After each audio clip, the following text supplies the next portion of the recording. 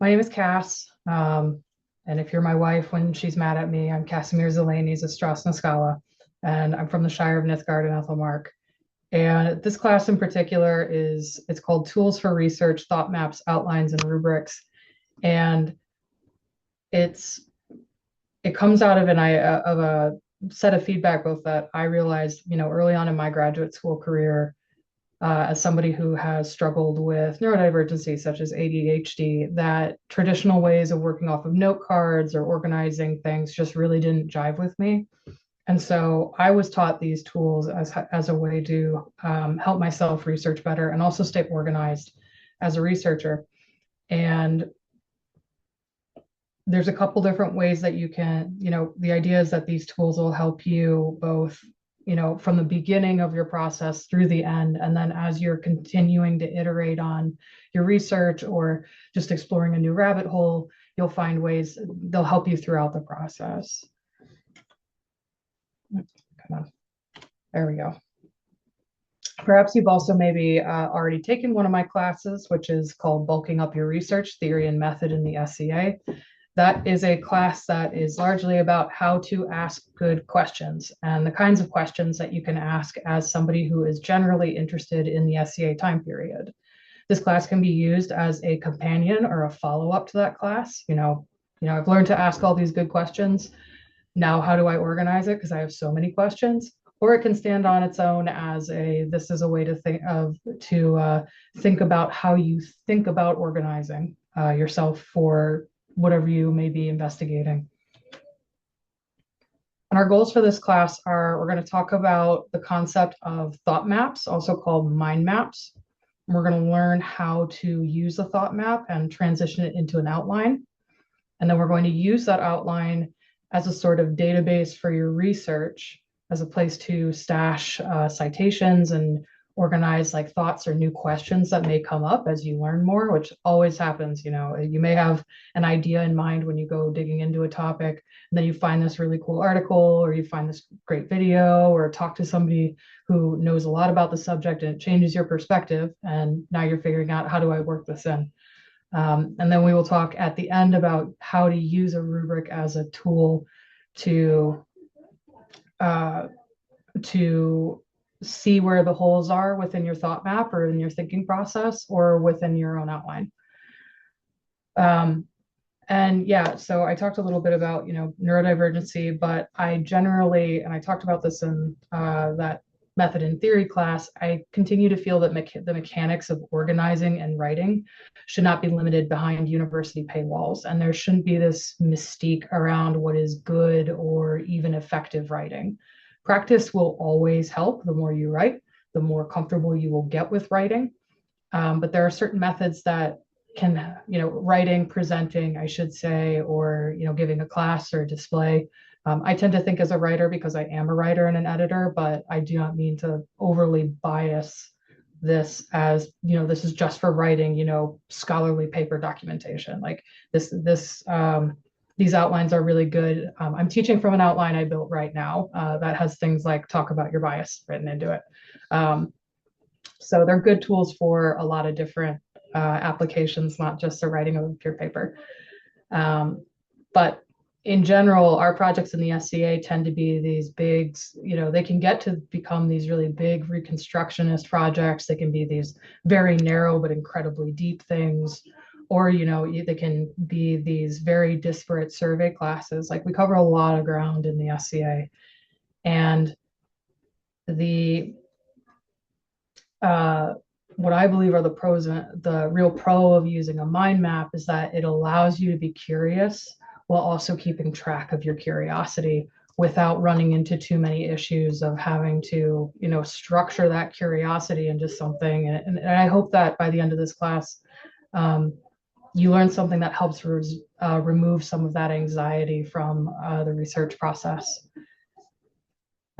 So to do a thought map or an outline, I do mine on pen and paper. I find them a lot easier, and we'll get into why. And then you can always stay on pen and paper if that's the thing that you prefer, or you can transfer it into a digital document like a Google Docs. I particularly like that method of transitioning into something digital because I can just like copy paste stuff right into that outline, but we'll get there. We'll get there later. So a thought map is a diagram used to visually organize information. And what's cool about a thought map is it starts in the middle and then gets bigger. And I will have pictures later on. So it starts in the middle and then it gets bigger and it branches out. And what it does by doing so is it sorts your information and your topics into classifications, and it makes it a hierarchy. So we're talking very big, and then we get smaller, and then we get smaller, and then we get smaller. And it allows you to track your sort of branching thoughts regarding that big central topic. And when you sit down with a blank piece of paper and just put your topic in the middle, you can look at it and then kind of just start asking questions and drawing circles.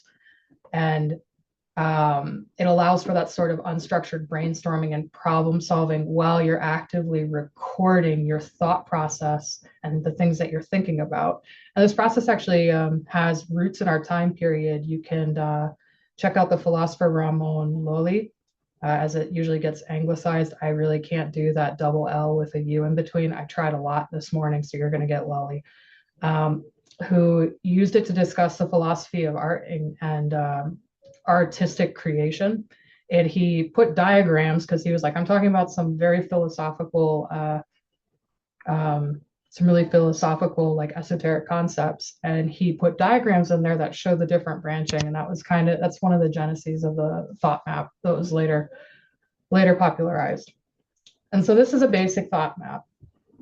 We have our umbrella topic, and then we have our, 1, 3, 4, however many, right, subtopics. And we do, you can have, I say however many a little bit flippantly. You do want these to be very broad, like these are your big categories, these subtopics that are underneath this umbrella topic, because we will be breaking them further into headings underneath that subtopic.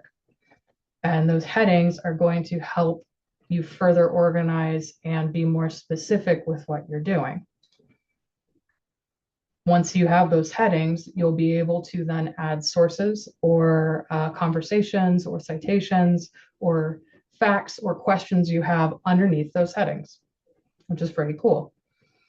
And you may be saying, Cass, this is way too abstract. I'm a visual learner who needs an example. That's why I'm taking your class, and I got you. So let's talk about cohardese. So in the middle here, we've got our topic, which is 14th century cohardee, which is a 14th century cohardee. And if you're not familiar with what a cohardee is, it is a ubiquitous kind of like medieval garment. You will see it adapted to all sorts of screen and movies, both good and bad, as this very medievally looking garment. It looks like a coat. It's fairly fitted in the chest and arms, and it can have dags. It's usually paired with a hood and a bicocket. It's a very high Middle Ages sort of visual like stereotype. And so we have our 14th century cohardee, and from this we can begin to ask some very basic questions, right?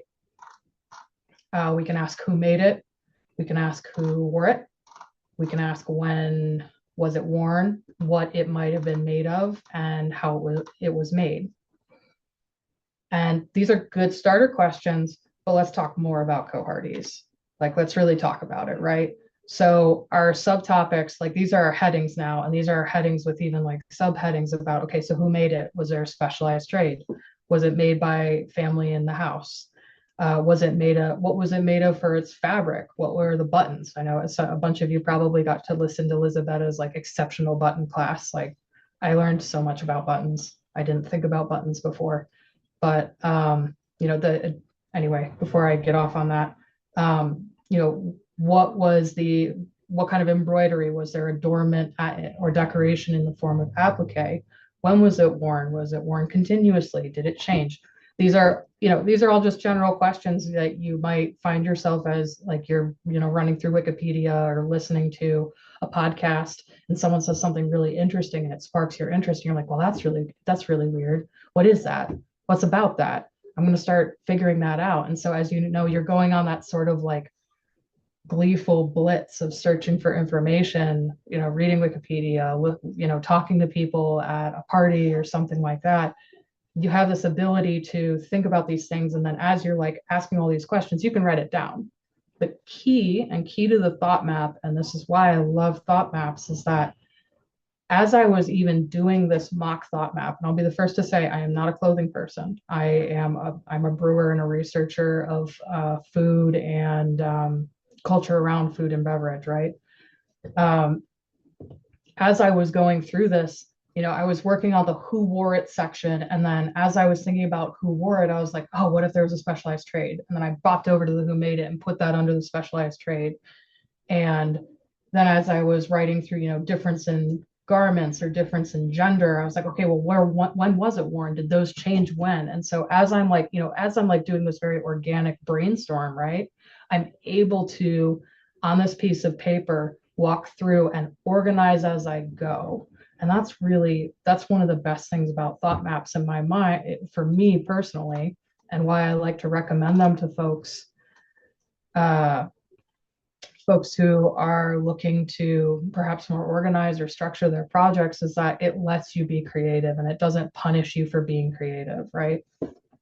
It's kind of the worst thing when you're going through, I was trained on a very traditional note cards and library system, and in particular, like organizing your note cards with like binder clips and stuff. And I just felt like I hated actually the process of writing my research down, because I hated having to put one thing on a note card and then make another note card and then make another this, and then I have to organize it. It just, for someone like me who's very visual and who sometimes like may not have the most lateral or like direct thinking on a topic and may hop from topic to topic, I found that the thought map it prevented me from having that feeling of, oh my gosh, I know I read something somewhere, and or I know I had this question somewhere and I don't remember, and that, so just why I like thought maps and why I'm teaching to you today. But also, zooming out from this map, you can see the breadth of information that the topic can easily cover, especially on the right hand side where I broke down the question into further specifics. And what you can also see is, despite this breadth of information contained within the umbrella topic, I think this hierarchy is really important for our next step in the process, which is an outline. And this clustering here off of this initial hierarchy is really, really key, and it's really helpful for when you start to write. And it'll help you stay organized without feeling like you're forgetting things. And it'll also help, I'm getting ahead of myself here.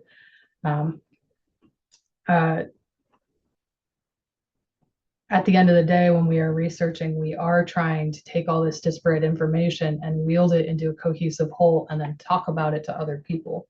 And so how we tease all these different facts out into distinct parts and how we can then organize it and be effective with it is really what draws that's the line that makes something research, rather than, just sharing facts, right? Not that we all love a good fact. We're in this hobby, right? But that synthesis is a harder part, but it's really key for you to be able to share things with other people and teach people, which is, the bedrock of this hobby. So what's next? A few charts back, so a couple slides back, I had listed out sources as part of our bubbles. See, I have not I've not added them here because we're running out of room to fit citations or even all of our teased out questions. I really only looked at the right hand side. You can see I didn't really go after the left hand, because I did this on paper and I ran out of paper. I was using a pretty big piece of paper.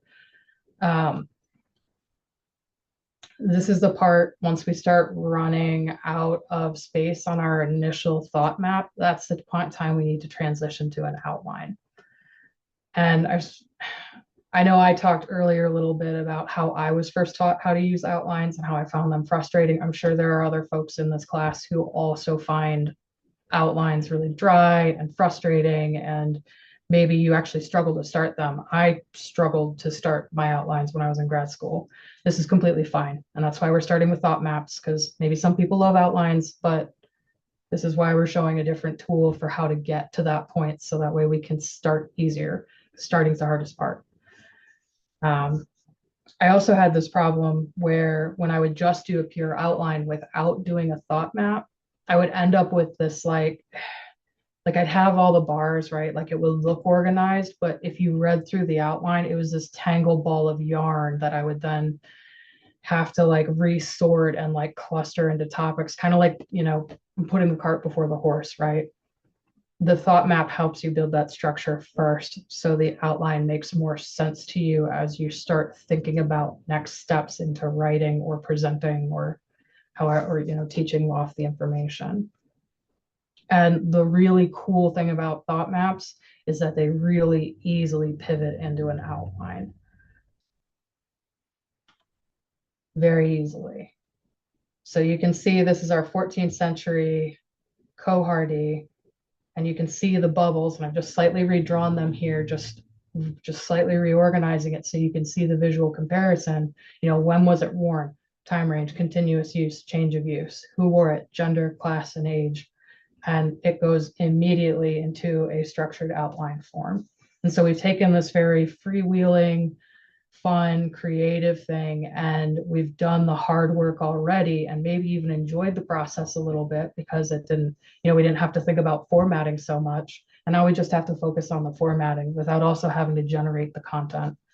I am in my day job, I am a compliance specialist and an editor, and I can't think about, even to this day, I can't think about content at the same time I'm thinking about format compliance.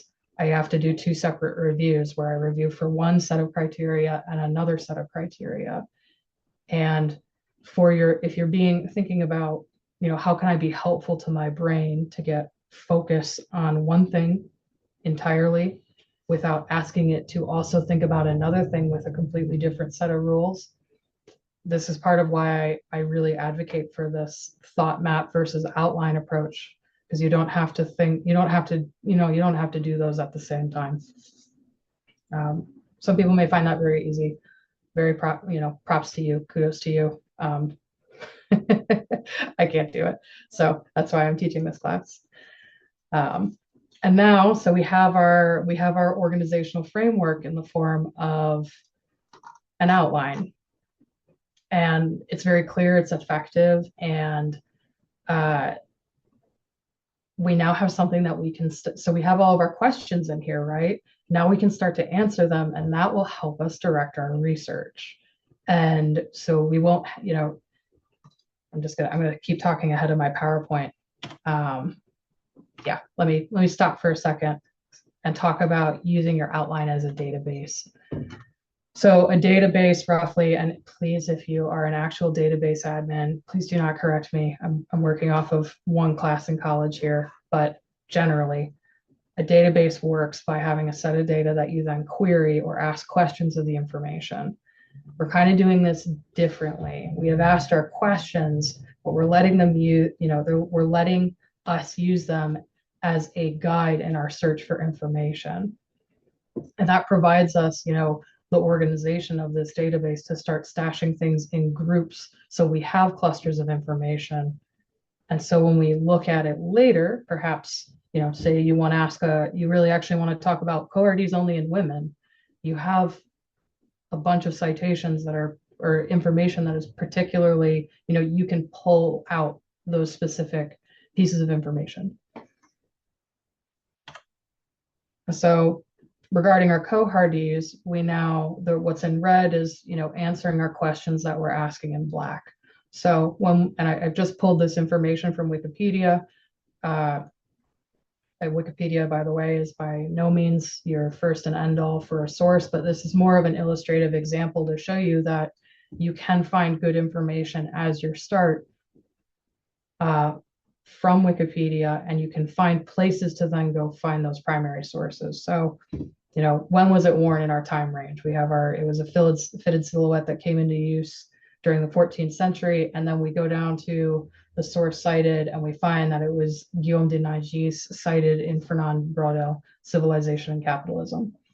That's not a period resource, but we've got one right below, which is the Luttrell Psalter, right? So we've already built our first introduction to this of we know when it was worn, and here are a couple, here's a way to talk about it, and here's something we know. And so here's our great starting point.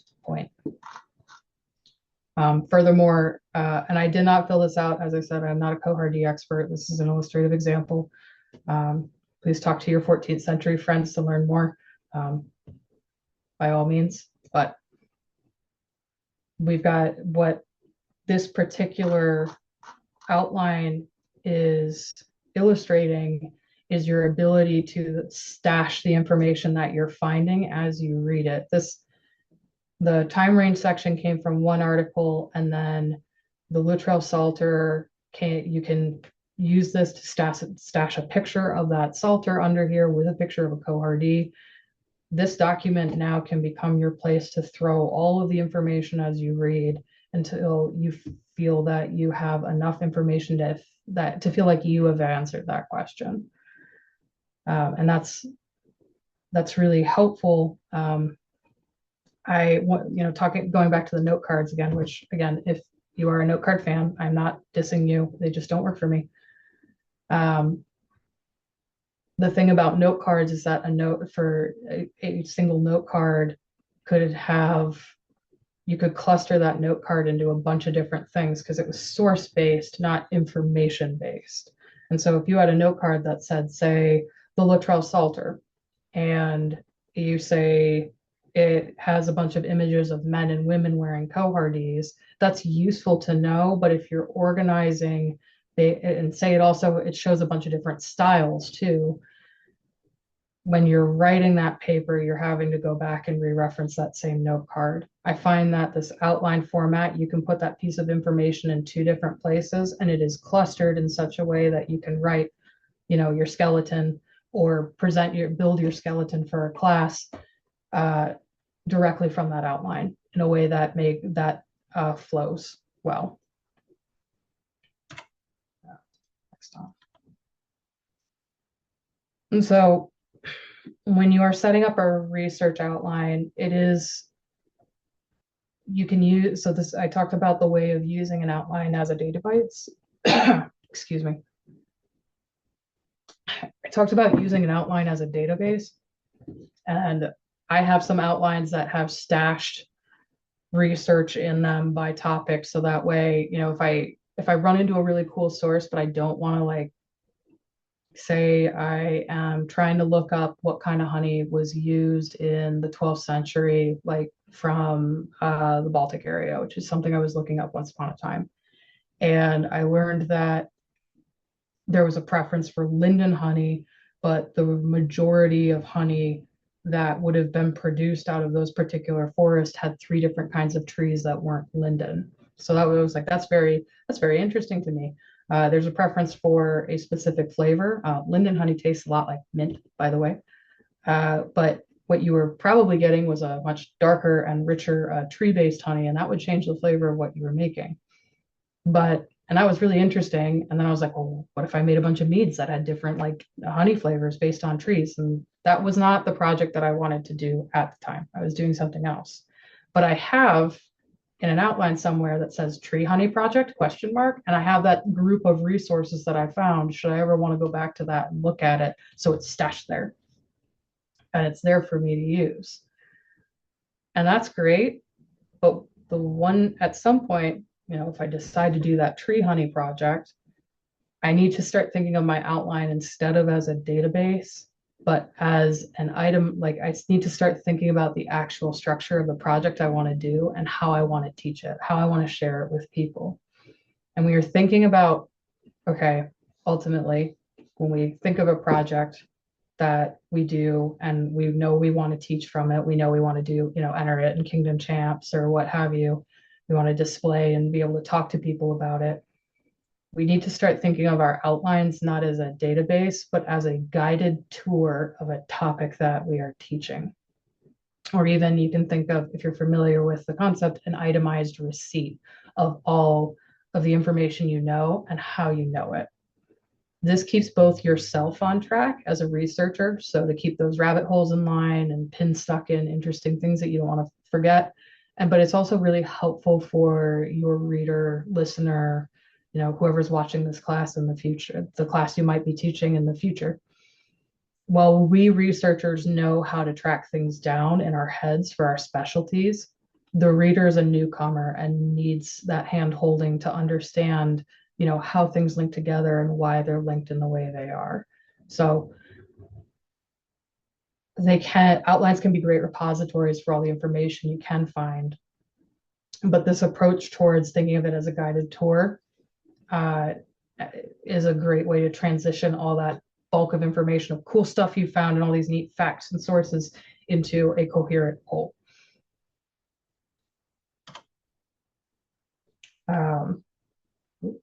There we go. So here's a simple outline of how I would go about how I would go about transitioning my bulk of database outline into something that is more audience focused. I always recommend starting off with an abstract. It was the first and best advice I ever got in the SEA was to have an abstract, 2 pages, at most 1 paragraph cover page. Say, it is the 30-second to a minute elevator pitch, right? Who you are, what your project is, what the time period and culture is, and what you're trying to do, and an interesting thing an interesting thing to help draw whoever might be overhearing as you're walking by teaching the class, that maybe they decide they want to pop in, whether they're walking by your project at an A&S display and they don't exactly have a lot of time, but they, maybe they want to pick up your business card if you have it, or leave theirs so you can get in touch. That's sort of like contents and nutrition description, like when you read the back of a label on like a food or a beverage. It needs to be concise and interesting, and critically, it's best written last. So always leave yourself space, right? So after you've rendered your outline into a full-fledged project form, write this. Don't try to write it off the bat. Like, lots of things happen over the course of working on a project, but that may change what you want to do with it. So don't start there. We've got our historical background that would go into, essentially expanding off of that abstract. So geographic location, culture, historical exemplars. We've got our method section about materials and steps and your finished project. And then your conclusion. What did you learn? What did you do different next time? And in your next version, maybe what will you add? And you might be looking at that and asking, how did you come up with all these other sections? We were just talking about freewheeling creativity and the brainstorming process. And, we're now transitioning to this, and there's some other information. And this is where rubrics really help. So far, every kingdom that I have worked with on the rubric project, and for those of you not familiar, last year in 2024, I headed Ethel Mark's rubric rewrite project. I had a great team with me. We reached out to the ministers of arts and science in the East, the Mid, and Atlantia. We looked at our old rubrics. We talked to our populace. We talked to our peers, and we asked them for feedback, and we worked on something. And your kingdom will likely have a rubric, or a kingdom close by you will have a rubric to look at to help you think about what you want to do for this project. And Cass, you may tell me, I don't do competitions. I don't like them. I don't want to be anywhere near them. I find them, for any myriad number of reasons that are just and valid, and I hear you. You don't do competitions. You're not looking at a rubric. And I hear you, but let's talk about rubrics for a second, okay? Like, let's divorce what we think a rubric is. A lot of people read rubrics, and we all grew up in unless you are from another country and you are joining us either as someone who has immigrated to the States or you're joining from far away, welcome either way. But for the most part, For us who grew up in the American educational system, we have a very strong idea about what grading is. We know what an A, we know all of our letter grades, and we know the percentages associated with the letter grades. And we probably all have this kind of idea in our heads that getting worse than an 80% means you're really bad at something. Maybe, it maybe like A's, like something that isn't a 90%, like, there's a million different things that you may have in your backpack of lived experience that makes letter or numerical grading really stressful for you. And that's completely understandable. Rubrics, though, in like there's something that I would like to try to help us all get better at thinking about, though, is that a rubric is not primarily a tool for scoring someone. It is a tool for helping you look at your project and see where you have holes in your logic. It is a tool for you looking at your class and making sure that you don't have gaps, making sure that you don't have, you've talked about all the things that you want to talk about, that you have covered all the things that you are passionate and excited about. And ultimately, a rubric is no different than a thought map, except the rubric is you asking questions of yourself. So instead of us asking questions of the topic, we're now asking things like, in my project, did I clearly explain myself step by step? Did I remember to talk about how I made every piece of it? Did I remember to talk about the tools? Did I remember to talk about my materials? And if we go back a bit,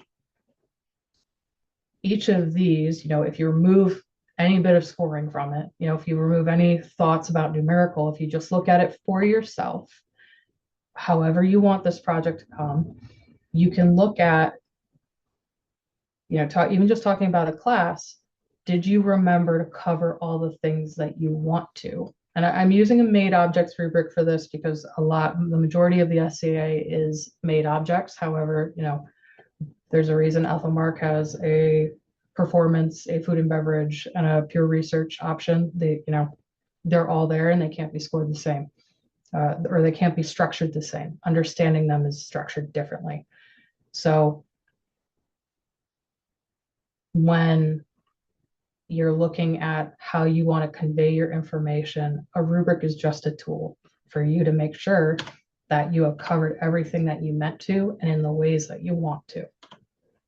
So using this rubric here, and I've got the made objects, ignore the numerical scoring because you're not using it. You don't do competitions. They're not for you. That's absolutely valid and a great way to progress through the SCA and learn new things and share it with other people. However, when you're going to teach a class, maybe you can look at this and go, okay, so I look at my project and I see that I have done a variety of things that are modern, and I've done a variety of things that are using period materials, resources, or whatever. What are ways that I could, I don't really know anything about, I don't know very, I know a lot about, say, the recipes and cookbooks that this feast would have been built on, or this food dish that I'm presenting at maybe even someone's vigil. And maybe you really enjoyed cooking that, and now you're thinking about, man, I wonder what they cooked on.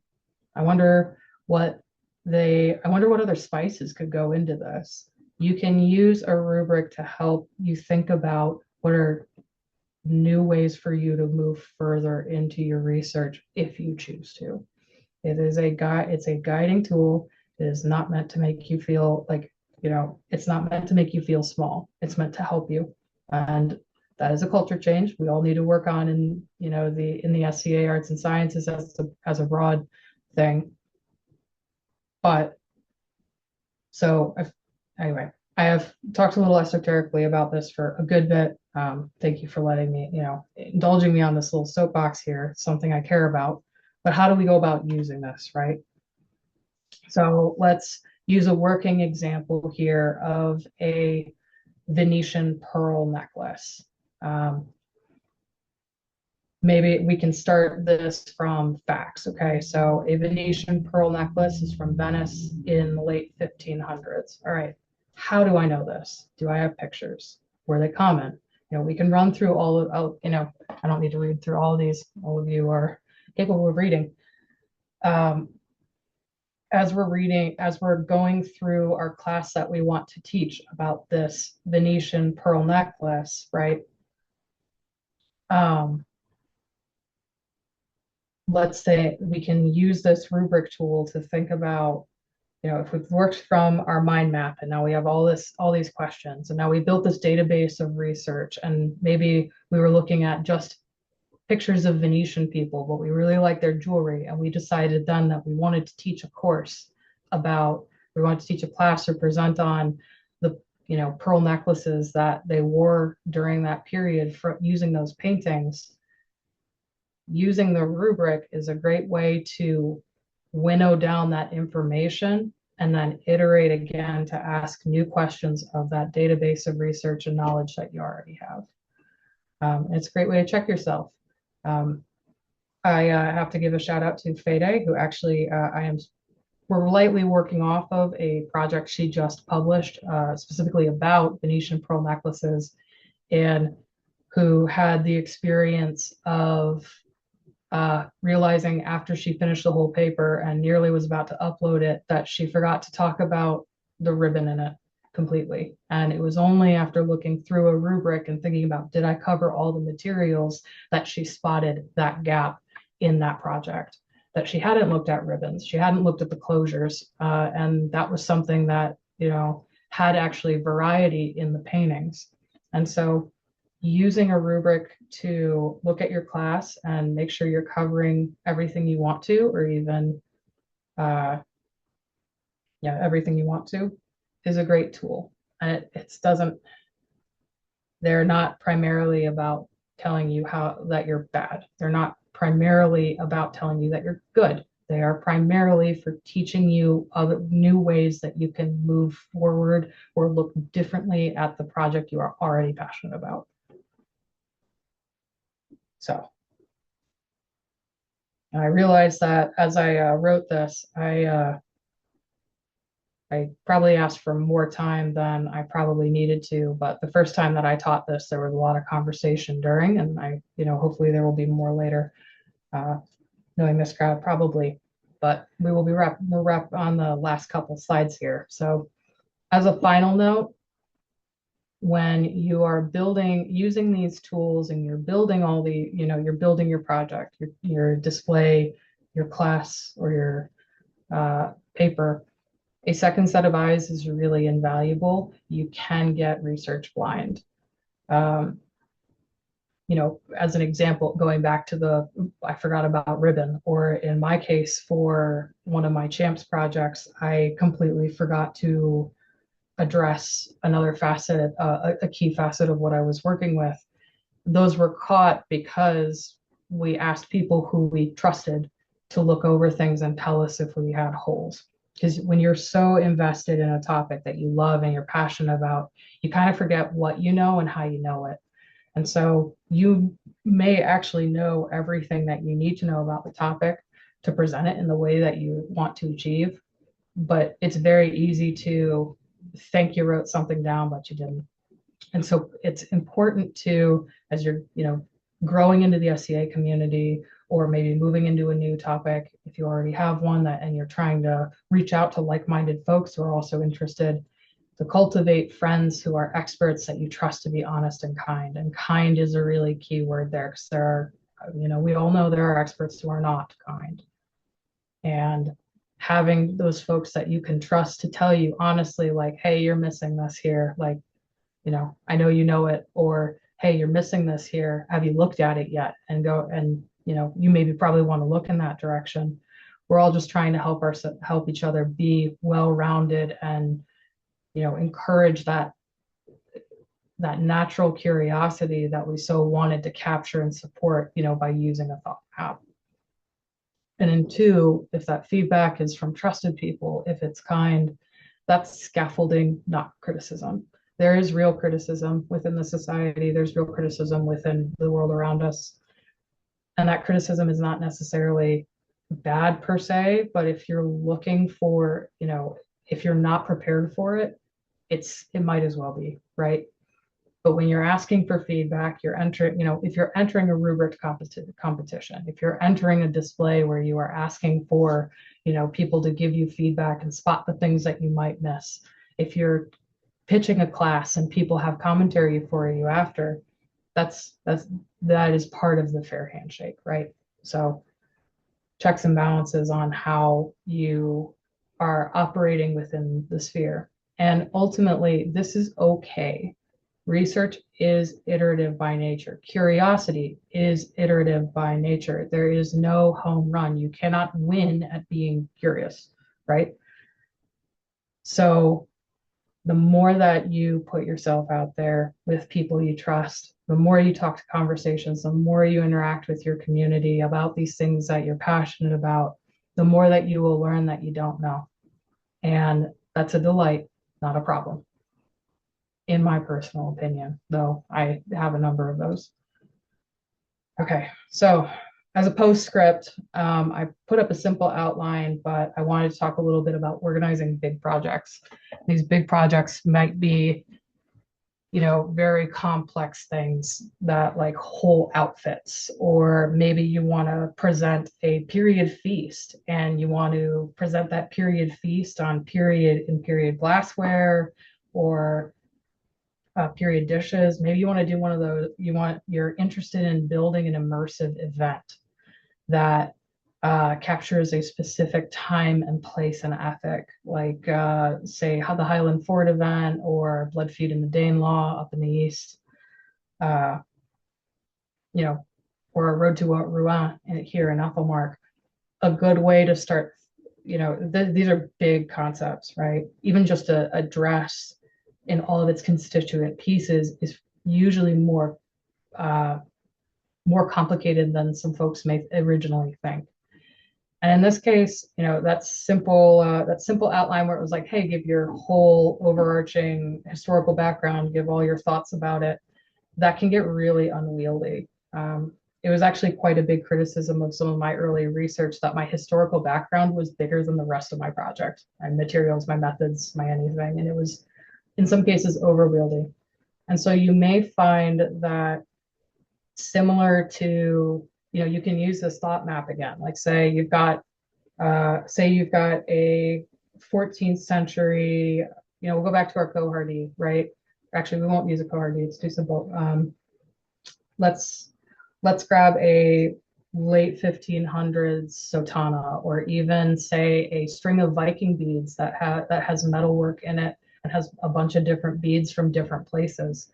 You can probably, a good way to start thinking about that object in itself is to put it in the middle and then go, okay, well, what are these kinds of beads? What is this kind of fabric? What is, you can break that project even down into its constituent parts and then keep it organized by its constituent parts.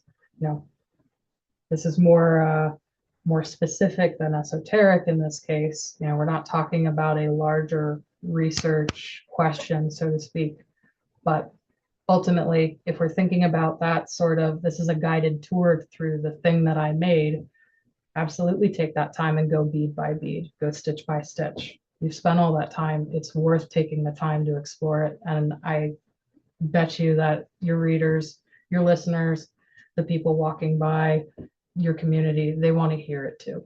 So take that time, take that space, make a complex outline like the one I've got here. So thank you for your time. Thank you for letting me soapbox for 45 minutes. We got plenty of time to now have a bit of a roundtable to ask questions and, happy researching.